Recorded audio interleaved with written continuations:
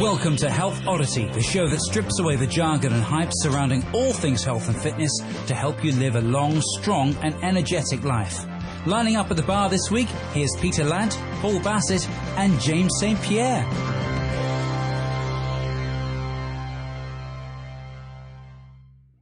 Hello, it's the Health Oddity podcast, as you've just heard. With myself, Peter, we have James, who's seated over here, hopefully, because when I point, it doesn't point in the right direction. And we have Paul down there, looking cool as you like. Sat in a graveyard in Putney. Yeah, I'm sat in a graveyard in Putney, so pretty cool. That's where I hang out, you know? Yeah, absolutely, and why not? There you go. In these strange times, you do strange things, right? So, as you've heard, this is the podcast that is going to cut through the jargon and the hype surrounding the fitness industry, because at the moment, you know, you can Google anything and you can find the answer you want to find before you've even started. So what we're going to try and help do is guide you through all that to get you to a point where, you know, you've got a little plan on what to do, not necessarily in this first podcast, but across the series of podcasts. And hopefully, you know, we're going to take a kind of slanted view at the fitness industry and hopefully get people on board to come along. You know, we're going to have guests on, you know, and it doesn't have to be people from the fitness industry, just people who want to get on and get their message out about how they look at things, okay? Who look at things differently, like we do, like what we do. So, in this first podcast, rather than an introduction of who we are, where we've come from, what we've been through to get to where we are now. Okay, that's kind of great, but everybody does that, right? So, we've been working on our values in our separate businesses. So we all run 3 separate businesses. We've got mine, which is Bath Kettlebell Society, which I'm rebranding. We've got James's, which is Unique Results in Chelmsford, and Paul's is Hounds of Health in Putney. And we're all kind of looking at those and seeing what our values are, seeing what our core beliefs are, okay? And we're all of a similar age. We all train. So, you know, we're kind of training men and women between late 30s up to 70s with James, right?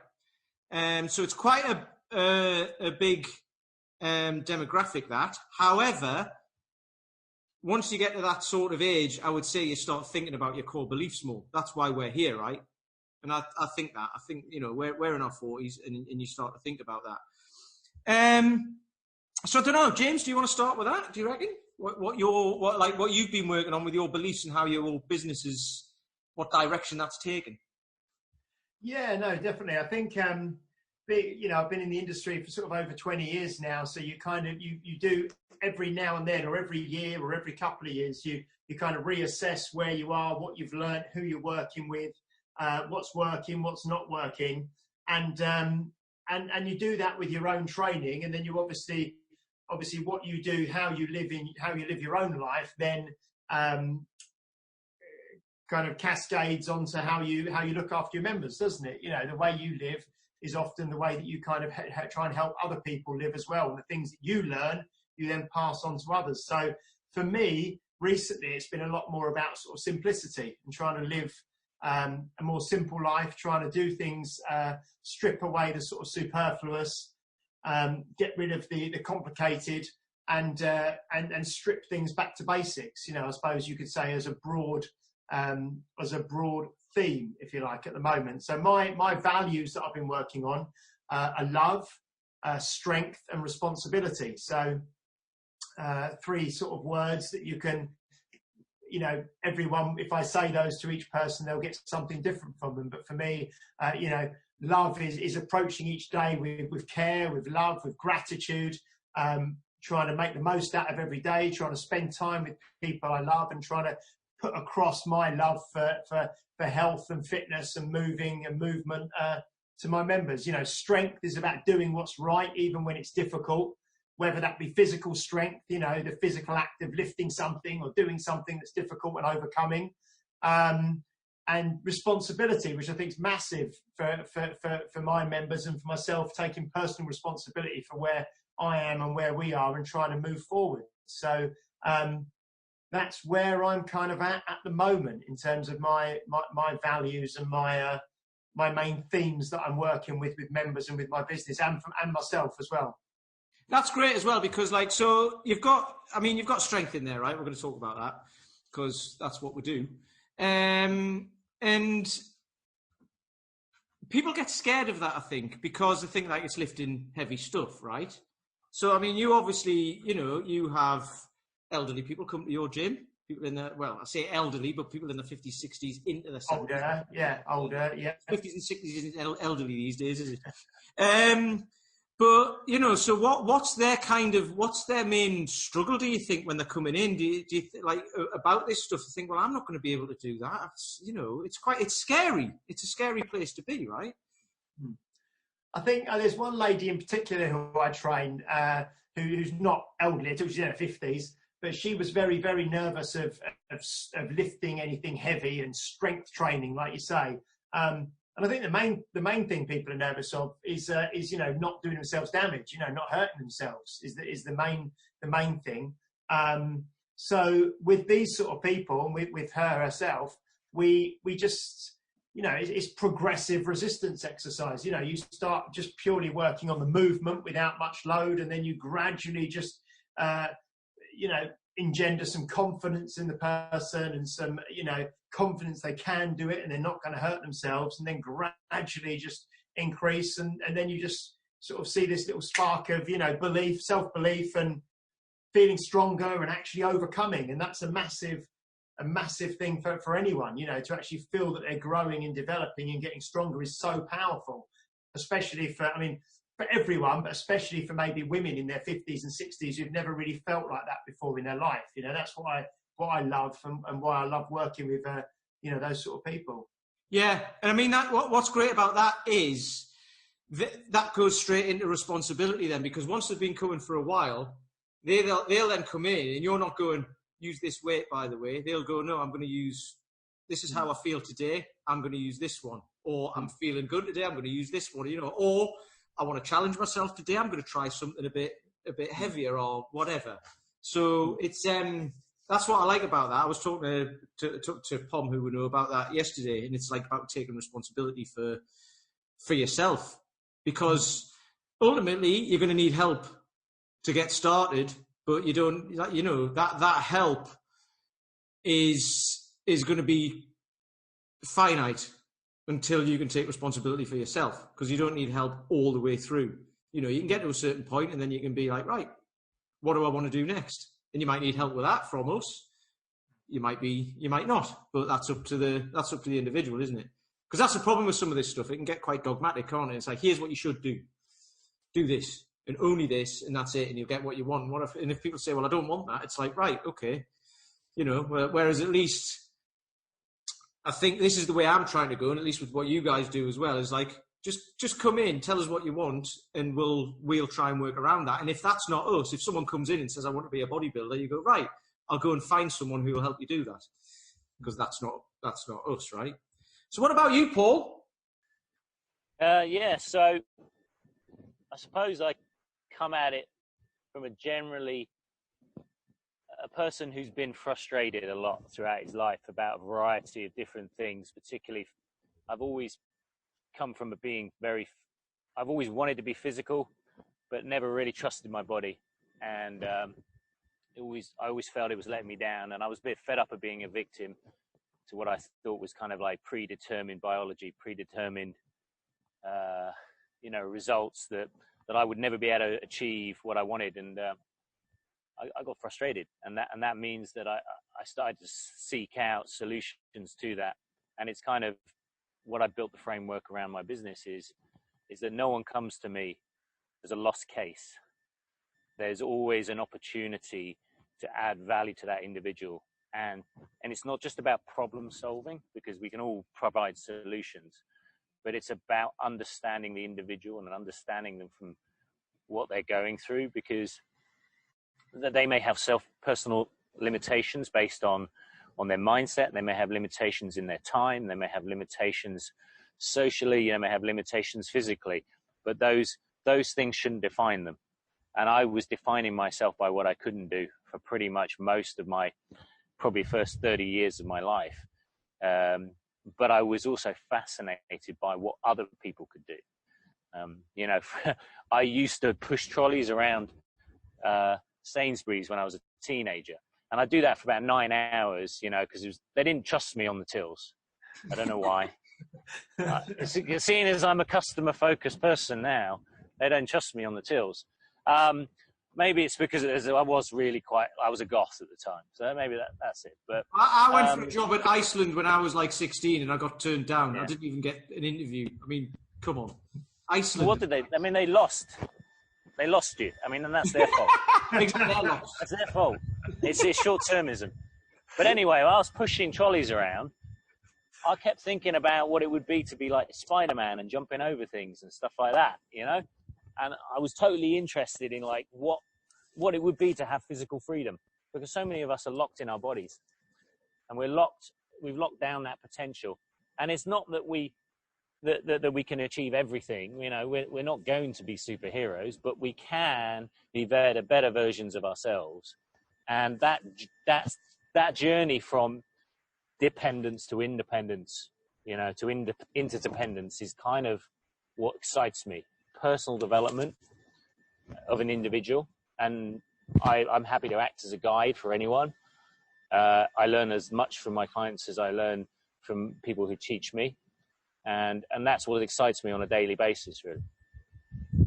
I love that, because I was with the coach who's taken me through my kind of rebranding and everything. We talked about exactly that yesterday, and that was the thing to come up with, and it was self-imprisonment was the thing I came up with. So that, like, we were talking about the values, right? And I was never strong. I'm pretty strong now, right? Not the strongest, but not as weak as I used to be. But strength isn't even one of my values at the moment. It might become one in the future, but it's kind of in there. But that's something that you can just work on, right? But because my values came through as humility, curiosity, and integrity. So if you've got the humility to know that you're going to have to be a beginner at something and you're not going to be very good, and it's fine. And most people don't like that, because they're like, I want this. And they see that, and then they go, but how do you get to that? And it's like, well, you start here. And they go, but I don't want that. I want it now. And that comes from you know, the way everything is now, everything's available like that, except for anything physical to do with your body isn't. You've got to work at it, because you've worked at it for 30 or 40 years to get it to where it is now. So you've got to change that, right? It's going to take a while. So that's why I like that. And then the curiosity is just to be, let's try new things. I don't like that. Okay, we'll try that. I don't like that. We'll try that. And eventually you'll find something that you do. Okay. And then the integrity side of it is just to do it. Just do it. Even when no one's looking, just do it. Carry on doing it, and it doesn't matter. And eventually you'll get the thing. I think I've defined my career by being the beginner all the time. Yeah, you know, absolutely. Put myself in situations in which I am a novice. And I would not call myself an expert in anything particularly. Nah. You know, but I am a generalist. But actually from that you can experience a lot of things, and you can have insight into a lot of people's backgrounds, behaviors, challenges, things like that, which does allow me to be specialist in those kind of people. So I'm a generalist in many approaches. I spend a lot of time being a novice and a beginner, but it does allow me to pull from those things, because most people are not one thing. You know, We're not developing just one skill trait. We're not just developing strength. Strength is kind of easy in a way. It's the things that you have to get to in order to put that traction down. You know, if you're not consistent, if you're not eating well, you know, if you're not focused mentally, then you're never going to develop the traits you want. And it doesn't matter what system you use to achieve those things. You've got to get the fundamentals in place, which is the mindset. It is the belief. It is the trust, the timetable management, all those things, you know. And those are the bits that you say that people want to skip. They want to go, well, I want the six pack. I want the beach ready body. I want to be the healthiest version of me. I mean, I speak to people all the time, and they're, you know, and timelines are just skewed currently in society. You know, this sense of what it is to master. And I know, Peter, you put some stuff about mastery up on some of your social media. Mastery doesn't happen overnight. You know? No, that book, what's his name? George Leonard. Yeah, George Leonard, Mastery, great book. If you can find it anywhere, I've got it here, but it's quite tough to find. But it's a great book. And that the main bit in that is, and Dan John says this all the time because he's like from that book, is learn to love the plateau. Because everyone wants to be progressing all the time, but most of the time you're going to be just edging along where you are. And if you don't like that, you're going to then go, I'm not doing that anymore. And you're going to try something else because you get immediate gains or immediate progress. But then that'll stall. Take David Bowie. See? Segue. So here's the thing, right? Health Oddity, Space Odyssey, it's all quite easy. We can see the connections, can't we? But I named my business after a Kate Bush song. Hounds of Love, Hounds of Health. Yeah, it's so many levels. So many levels. However, David Bowie didn't put out great records for a long time. You know, from about 1980, since Let's Dance, until probably mid-90s, maybe even late 90s. It was pretty dodgy work. Some of it was good, little bits here and there. But it wasn't until his last couple of albums where he came back again, you know, and he had that plateau. He had the plateau, but I think I can top that. And this goes with the logo. So if you've not seen the logo, it's an avocado on a what's it called? A podcast microphone stand with a flash across it, which is Ziggy Stardust. But it's called Health Oddity, right? Space Oddity came out, 1968, something like that? 69. When was his next hit after that? It wasn't until Ziggy Stardust. Exactly. It wasn't until 72, 73, something like that. So there was like 4 or 5 years from one hit. And even before that, there was 5 years. Yeah, from one hit. It was a big hit as well, wasn't it? But then nothing. Nothing. And then listen to The Laughing Gnome, which came out like in 1966. You listen to Laughing Gnome and you'll know that David Bowie was not at the height of his powers when he wrote that song. Yeah, it's mad, isn't it? But then what did he do? He went off and he learned he loved Lou Reed, didn't he? And Velvet Underground, and he loved, what was the name of the mime artist he went to? Oh God, yeah. And he went and just looked around. So this is what we were talking about. You might like this, you might like that, you might like that, or you might not. But if you look around, you're curious, you start to build a picture like you said, and you become a generalist in quite a lot of things, which makes you more curious and want to learn more things, right? Yeah, he wasn't the best singer, he wasn't the best musician, but he was very clear in his thinking, and he could apply very difficult concepts and make them simple. And I suppose one of the things the fitness industry does badly is it makes everything sound so damn complicated.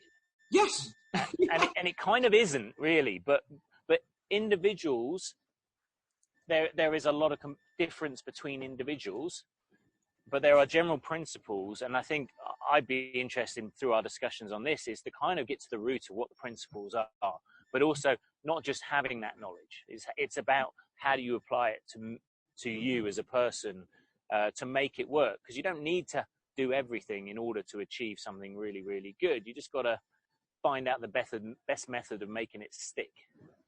It's also looking at the points. Sorry, Jim, that was one of the ones that was in your thing, wasn't it? You can do anything, but you can't do everything. And that's... Yeah. And the thing is as well, it's looking at where, obviously you've got lots of, like in any area of life, you've got lots of people with lots of different views on different things. So for example, if we take diet and nutrition, for example, I mean, there must be, there's millions of books out there on the best way to eat, and you've got everything from, from the polar opposites of being a vegan to being on the carnivore diet, to being paleo, to being, keto, to fasting, to, all of this sort of stuff. And the main thing, the best way to look at it is to look at where people agree, and that's the thing, isn't it? It's looking, there's so much, there aren't many areas, but there's a few areas that most people agree on, and I suppose you could call them the kind of the truths. And the other thing is that if you make something sound fairly simple, it's hard to sell it. You know, you almost have to kind of shroud something in complication and science and say, well, actually, if you want to know about this, you have to come to me and pay me for it because it's too complicated for you to understand. So I see what we're going to try and do on this is really to simplify things into the way that we, you know, the way we talk about it if we were talking to our mates down the pub, you know, and simplify things down to that level, you know. Every week, I talk to my guys, my online guys, mainly, not the guys in person, because we just talk all the time anyway. But every week they check in, and I'm like, "What was your biggest win this week?" And sometimes I say I didn't have any, and I'm like, "That's rubbish." Everything, everyone's got like, because they always come up to you and say, "I've been bad. I've done this. I've done that wrong. Yeah. I haven't done this. I had one lady who said something once, and she said, "Oh, and I did this as well." And that's another thing that added to my list of failures. I was like, "You're meant to be making a list of wins. If you're making a list of failures, you've already no. Stop doing that and make a list of wins. 3 a day. It doesn't matter what it is. You know, I got up and I didn't feel tired. Woohoo! Brilliant when you feel tired all the time, right? Something like that. Then the next thing I say is, what's the one thing you need to do next week? So if you have a win, you say, this is my win. This is why it was good. And then you go, right, how are you going to keep that going? How are you, because people will go, I've done that. And then they'll just move on. And it's like, no, how are you going to make that? How are you going to incorporate that into your lifestyle? That one thing. And then once you've got that, you just go on to the next thing and then just go, well, that one thing. And then all of a sudden, you've built up this massive program yourself from those principles without even having to look anything up. And I was laughing earlier because James was trying to think of examples of diets. I've tried to do this, and when honestly, I could see in your head, you were like, I shouldn't have gone down this wormhole because it's just impossible. It's a horrible subject to talk about because there's so much, and people have got so much ingrained in them. Even stuff like fat is bad for you from the 80s. Is still there in people. Well, you used the word dogma earlier, didn't you? You know, like where they say, don't they, that you know, diets, people are it's almost like a religion, isn't it? If you start, you know, you start talking to someone about the way they eat or what they should eat or what they shouldn't eat, people will defend it as passionately as they will defend, you know, their religion in some cases. You know, it's because people have got so much emotion and so much. Everything, ethics, beliefs, you know, morality, all this kind of thing gets wound up in what we eat nowadays. I mean, that's a massive subject, obviously. But then couple that with people who can be like, you know, obese people who've got a poor relationship with food. So it's almost like you're attacking. So even if you haven't, but you've got these beliefs, you're attacking someone personally pretty much. And then if you've got a poor relationship with food, it's almost like tackling someone personally saying you've failed. So, you know, that's why it's it's up there with politics and religion, I think, nutrition, definitely. Like as something just to stay away from as much as possible unless someone asks you with an open mind. Yeah.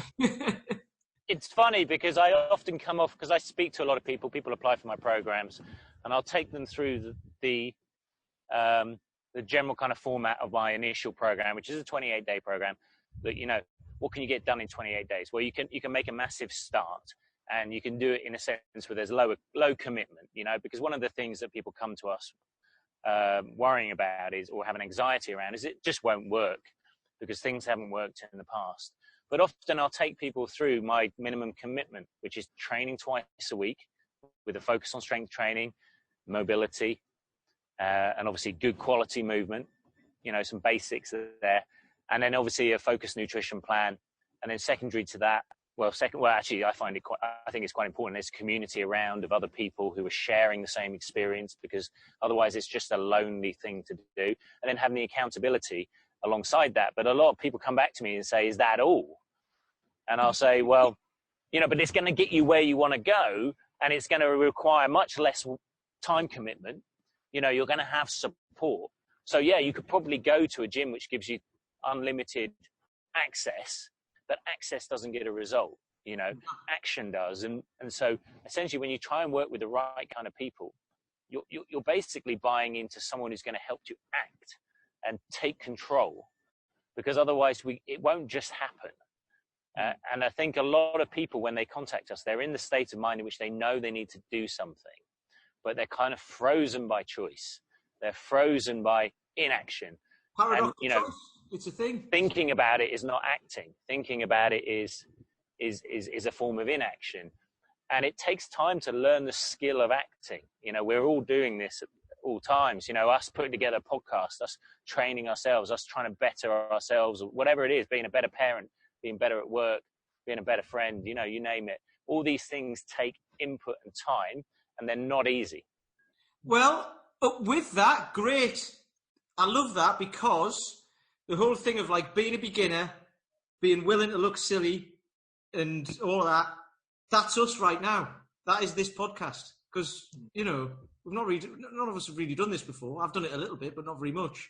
You know, so we're excited to hear feedback on it. Any questions anyone's got, any topics anyone wants us to talk about, anything that's confusing them, you know, anything like that. That is what we're doing. This is a conversation. It's not just a conversation between us three and any guests that we'll have on. It's a conversation for you guys who are listening to it.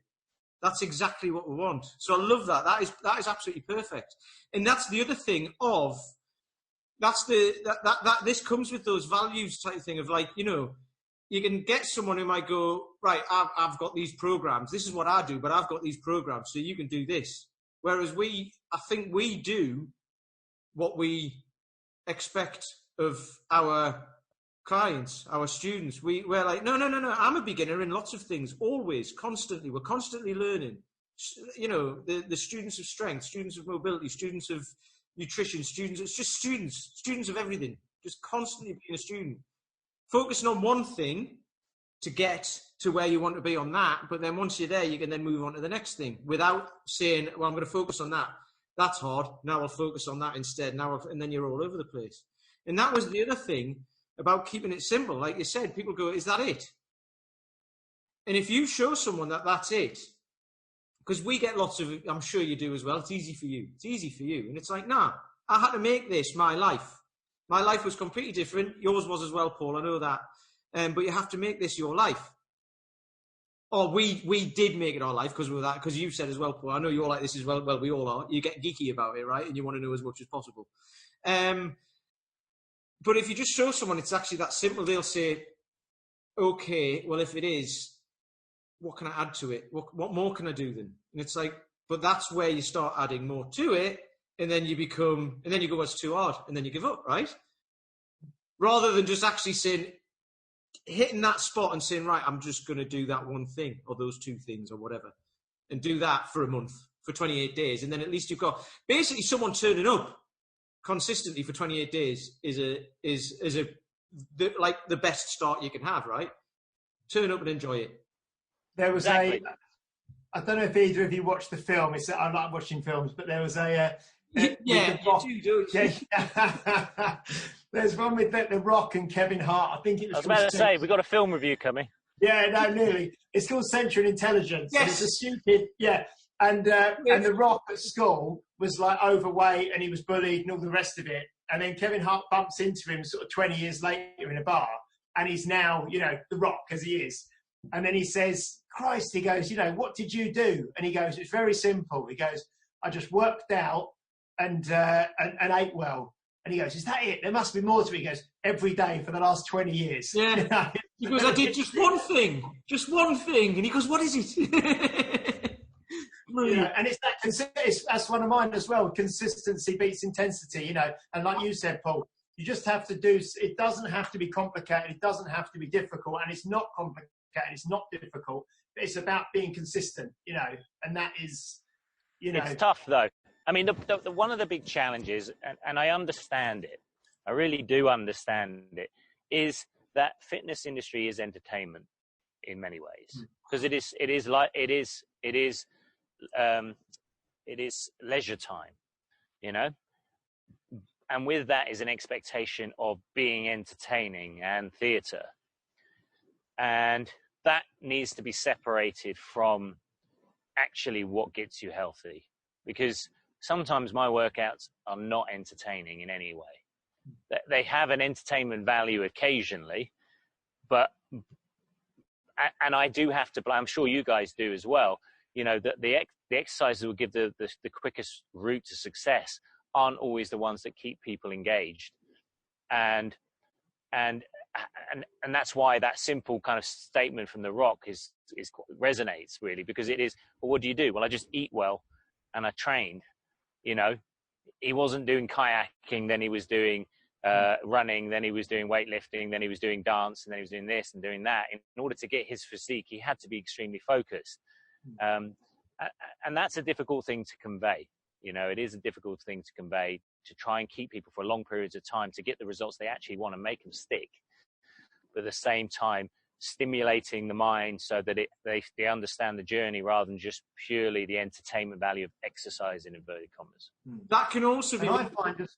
Sorry, carry on, James. Carry on. No. I was going to say, and I also find that people, the actual training, the exercise that you do, really, it sort of opens doors to other things in your life that you can then go out and, like you say, maybe enjoy more, because we do, you know, like an annual sort of skiing and snowboarding holiday and walking weekends and trips and things like that.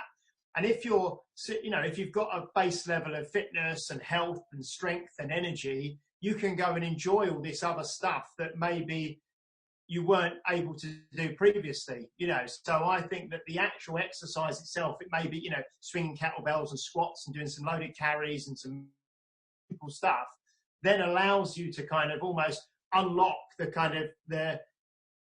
all the kind of the fun stuff of life that you can then go and do with the new abilities that you have. So it's not always the kind of, have we lost?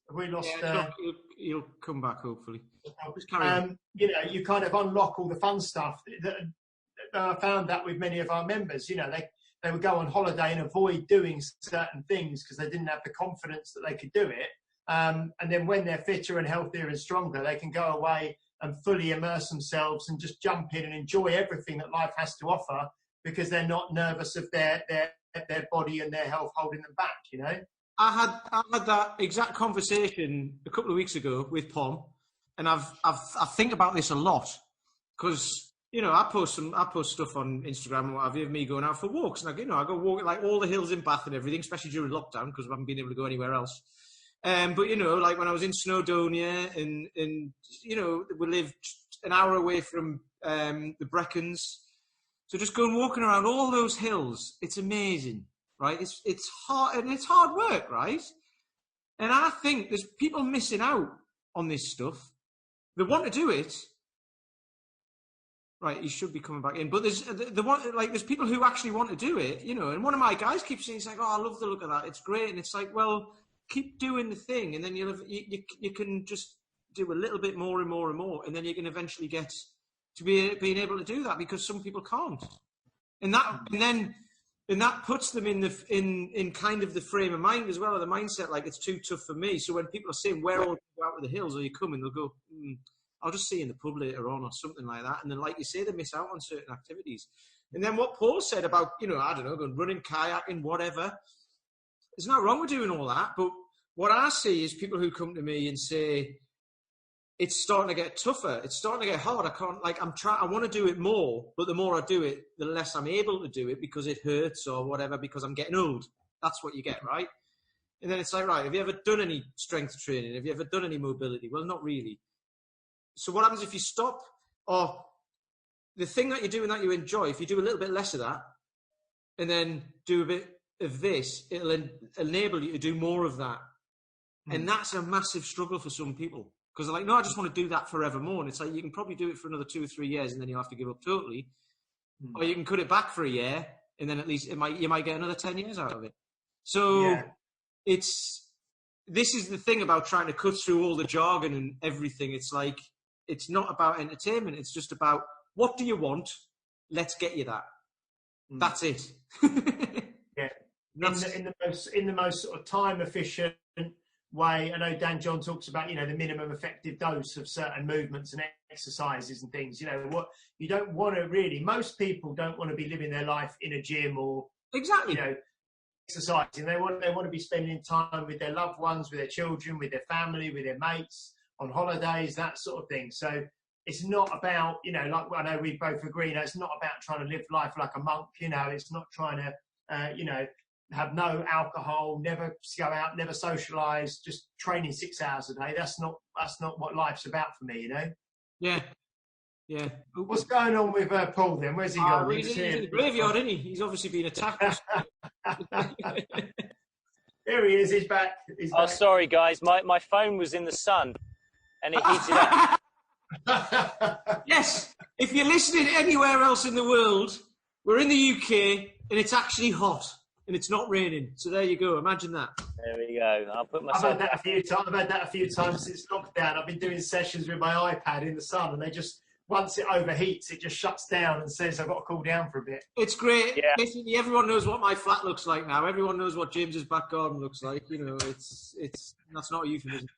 Everyone knows. I reckon. I think that's a good first attempt. What do you reckon? Yes. Apologies for the technical difficulties. Hopefully, for next week I'll be in the studio and there'll be no issues. In the studio, you make it sound like we're you know, like a proper. Well, you know, no expense spared. My garage used to be a music studio for one of the there's a guy who used to be the lead singer in Wire, a 70s punk band, and he turned the garage into a studio. So it was all kind of soundproofed until we turned it into a room. So it's quite good for screaming and shouting and, you know. And egg boxes. Yeah. So you're starting out eating eggs for breakfast early, so that's good. That's a good start. So, Cool. So I think we should finish it there. Any last words, James? No, just looking forward to it. Just if anyone's listening who is involved in, you know, health, fitness, lifestyle, you know, and wants to come on and have a chat with us and sort of chew the fat, as it were, it'd be lovely to hear from you. Excellent. Yeah, I mean, based on that, I've already got a list of 5 or 6 people who are in the pipeline who I've kind of spoken to and said, yep, would love to do that. So that's cool. What about you, Paul? Anything to close with? Yeah, I think it's just that, you know, we're looking for topics. You know, one of the reasons we've all started talking together is because we kind of share the same outlook on the world, but at the same time, we do want it tested, you know. So if anyone has any interesting opposing views or different concepts for us to get our teeth into, I'd be interested in kind of putting myself into an uncomfortable position, not just sitting out here cross-legged for an hour, but mentally trying to just kind of get the concepts around some of the things that the industry talks about.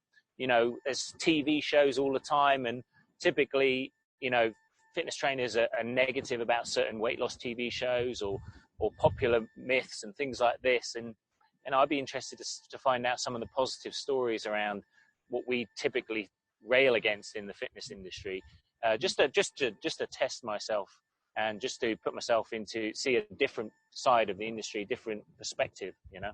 I totally get that. And that, I mean, that comes in with something I saw the other day, and it was basically how the world, through social media and everything, has become, rather than a discussion, it's become a broadcast. And, you know, everyone's an expert these days, you know. So, like we say, we're more generalists. We're not necessarily experts on anything, but we know a lot of things, right?